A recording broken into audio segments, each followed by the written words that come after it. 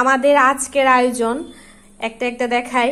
আলু সিদ্ধ করে রাখছি, খাওয়ার সময় আর কি মাখাবো।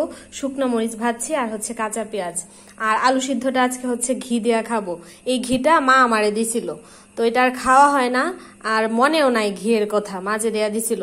তো আজকে ভাবলাম মানে ঘিটা বের করছি আর কি, বের করে টেবিলে রাখছি, যে টেবিলে রাখলে মনে থাকবে খাওয়ার কথা, তাহলে মাঝে মাঝে খাওয়া যাবে।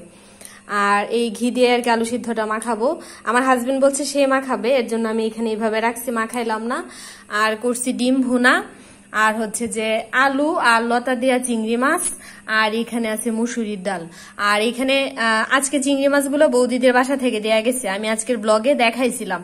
তো তখন আমি বলছিলাম যে আমি চিংড়ি মাছ কাটতে পারি না, আশা করি আমি কখনো কাটি নাই, আশা করি যে আমি মানে একবার কাটলে এটাও আমি পারবো, আমি বলছিলাম আর কি। সবাই তো আর সব পারে না। তো এখানে আবার একজন কমেন্ট করে বলছে আর কি যে ন্যাকামি করো না, দেখা তো মনে হয় বয়স কম হয়েছে না।